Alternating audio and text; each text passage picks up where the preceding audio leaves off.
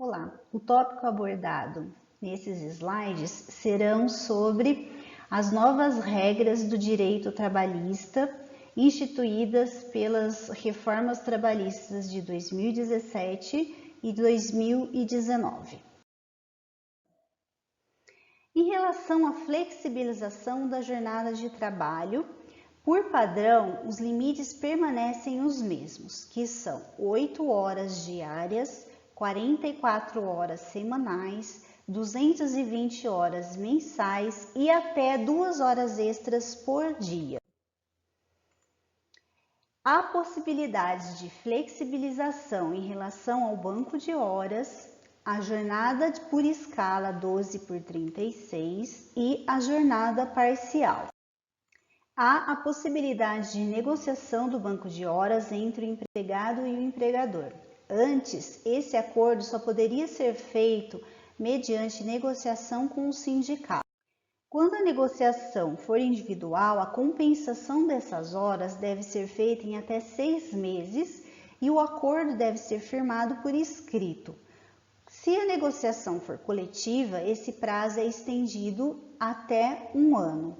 Então, as pessoas, os trabalhadores, eles podem folgar nessa quantidade que eles têm no banco de horas, num período de 6 meses, se o acordo for individual, ou num período de até 1 ano, se o acordo for coletivo. Caso o período trabalhado a mais não seja compensado com a folga dentro desse prazo acordado, a empresa deverá remunerar o funcionário em dinheiro. Essas horas que vão estar no banco de horas, elas podem ser acordadas de duas maneiras, ou uma para uma, que significa a cada hora que eu registro no banco de horas, eu vou receber o valor normal de 1 hora, ou uma para 1,5 ou uma para 2, quando essas horas são contadas como se fossem horas extras.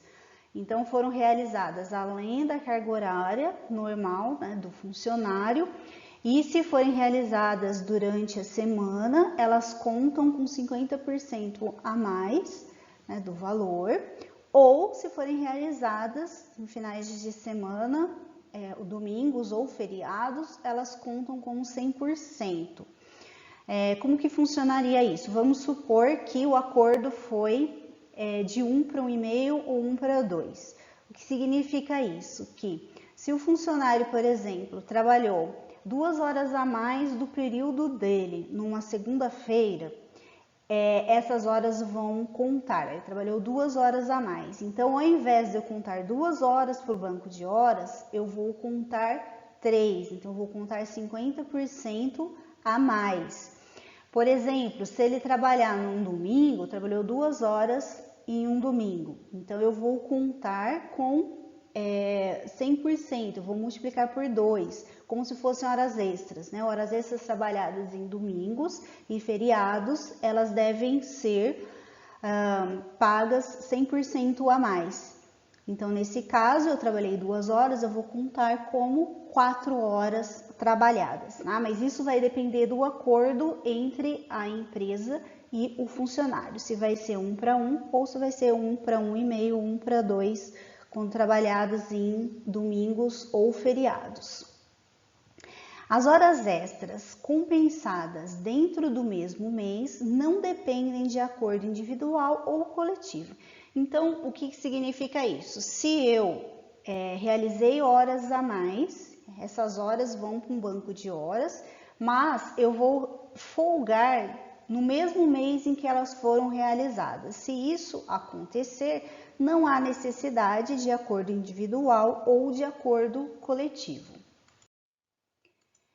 Em relação à jornada por escala 12 por 36, antes essa jornada somente poderia ser estabelecida mediante acordo coletivo.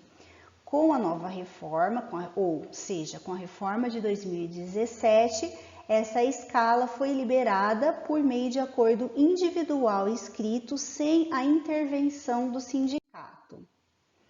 Em relação à jornada parcial, estudantes, pessoas com filhos pequenos e outras que possuem limitação de horário podem ser contratadas para trabalhar em jornada parcial por até 30 horas semanais. Então, jornada parcial são as pessoas que realizam trabalho até 30 horas semanais ou aquelas pessoas que são contratadas com 26 horas semanais mais 6 horas extras, com o pagamento de adicional de 50%. Então, ela vai trabalhar 26 horas semanais e essas 6 horas extras, que ela pode trabalhar também na semana, terá um adicional de 50%. Anteriormente, o limite de jornada parcial era de 25 horas semanais, então esse limite foi aumentado.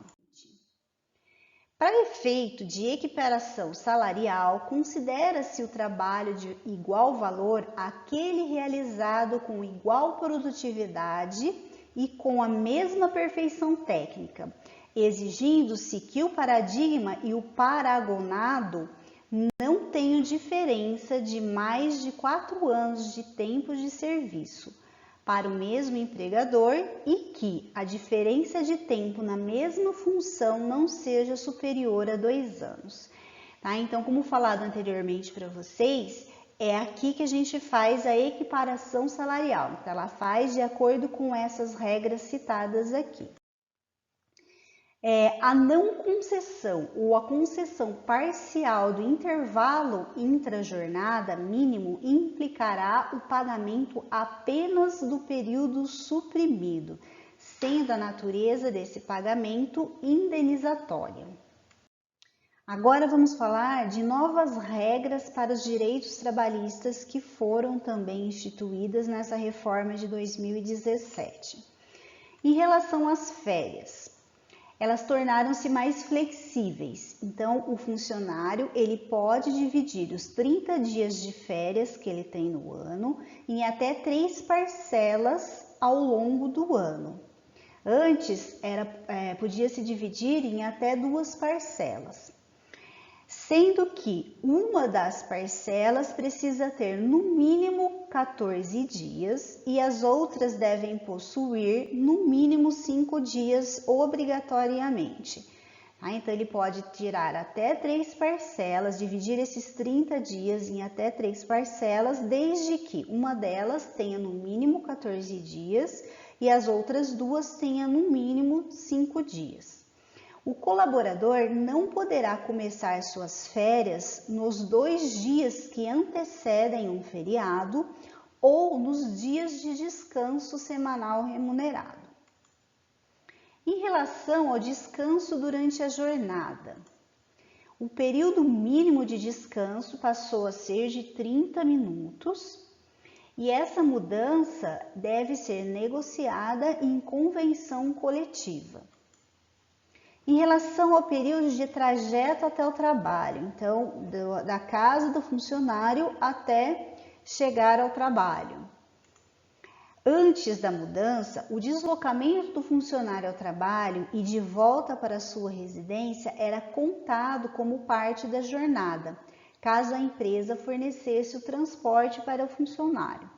Agora, esse período deixa de contar, de modo passa a existir o incentivo para que os empresários ofereçam o transporte aos funcionários, já que o custo será menor. Em relação à hora extra, 50% será acrescentado de hora extra se o trabalho ocorrer de segunda a sábado e 100% se ocorrer aos domingos e feriados. E se as horas extras forem cumpridas no período das 22 horas de um dia até as 5 horas do dia seguinte, ainda serão acrescentados mais 20% sobre o salário, sobre as horas contadas como hora extra em período noturno. Em relação ao plano de carreira, não demandam de homologação pelo Ministério do Trabalho e nem precisam ser negociados com os sindicatos. Agora, as promoções podem ser baseadas em desempenho e merecimento e não tem tempo de serviço como era antes. Em relação às comissões e gratificações, podemos dizer que os valores pagos a título de comissão por desempenho, gratificações e prêmios por produtividade, assim como auxílio alimentação e ajuda de custos, limitada a 50% da remuneração, não serão consideradas parte do salário. Embora ao trabalhador a diferença prática seja imperceptível, para os empreendedores essa mudança resultará em economia com encargos tributários. Em relação à reforma trabalhista que ocorreu em 2019, podemos dizer que foi introduzido a carteira de trabalho digital. Então, a partir do ano de 2020, o Ministério do Trabalho e Emprego deve dar preferência à carteira digital eletrônica, né? A carteira de trabalho digital. E esse documento ele vai atuar da mesma forma que a carteira física. Ao realizar o cadastro de pessoa física, que é o CPF, o cidadão passará a ter a carteira digital automaticamente emitida. E para usá-la é necessário que seja habilitada. Para fazer essa habilitação é preciso acessar o portal DataPrev e então realizar o download do aplicativo CTPS Digital. Além disso, foi introduzida também nessa reforma o ponto por exceção, que é a possibilidade de realização da marcação do ponto por exceção. Então, ao invés do funcionário todos os dias ele ir lá e registrar o ponto na entrada e na saída, ele só vai fazer isso se algo excepcional aconteceu e ele não pôde cumprir com a jornada contratual. E pode ser aplicado esse tipo de ponto a empresas que tenham menos de 20 empregados e é necessária a realização de acordo individual entre o patrão e o trabalhador, ou de acordo coletivo firmado entre os sindicatos representantes das classes. Tá? Então, essas foram as duas novas regrinhas que surgiram com a reforma trabalhista de 2019, que entrou em vigor em 2020.